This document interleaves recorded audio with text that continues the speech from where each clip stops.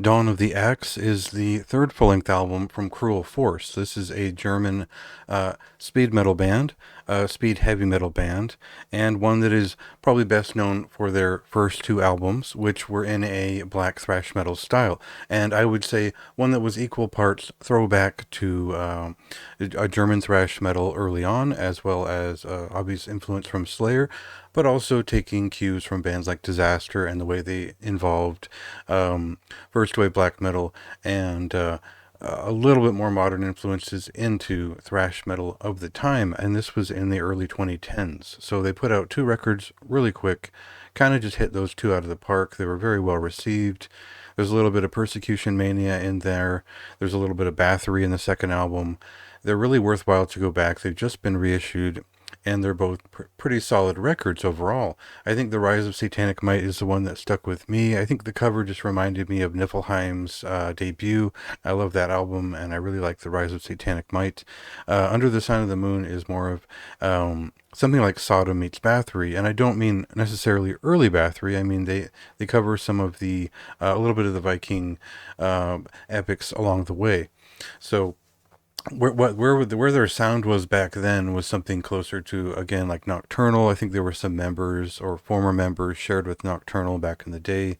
Today, look to a band like Diabolic Night or Nocturnal Witch as to what this band was back then. You know, they split up, they moved on, they played in a couple other bands, and now they're back with a completely different but related style here on their third album. So we'll cut to a track here so you can see, just how different this record is and how it still kind of fits.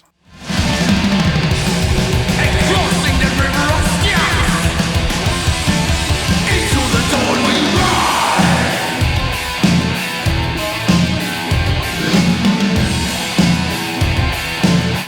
So maybe this band had always intended to cut back to exactly where speed metal and Venom kind of met in terms of influence.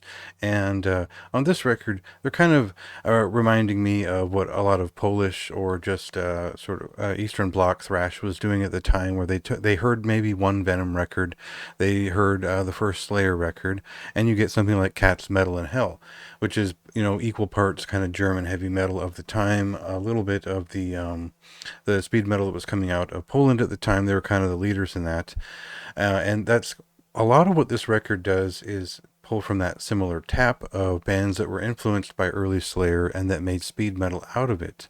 It's not that we're getting like Full Metal Massacre style speed metal out of this record.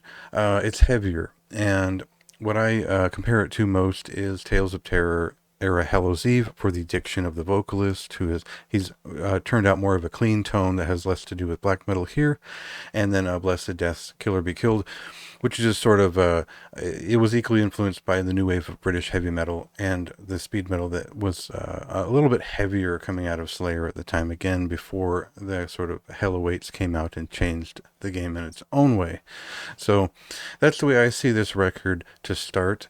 Obviously they developed that sound in I wouldn't say that this is like a very substantial record that really gets into it. I think they put on a really great show with this record, and that's why it feels so classic heavy metal throughout.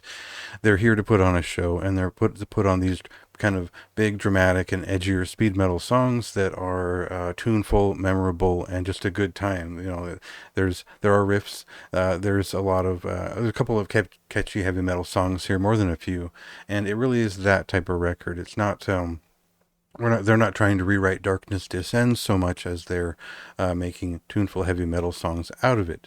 So this is both related to what they were doing before, but also reels it back to pre 1985 in general, and that includes the production style. So this is very much like, it feels like a retro record, but not a cheap one. It's a pretty authentic sounding heavy metal record, and one that it impressed me in general. I mean, I really had a really great time with side A overall, and side B took a little bit longer to appreciate because I felt like it was kind of short and less substantial. But overall, taking this record in as a full experience, it's kind of like that Aggressive Perfector record from a couple years ago, it just stuck with me because it felt like a relic from that time, and it didn't feel like it was trying too hard, but it was still authentic. So I had a great time with it. See if that fits with your taste, and go ahead and read the written review if that sounds interesting enough. And the record is out tomorrow. Swords raising, steel is in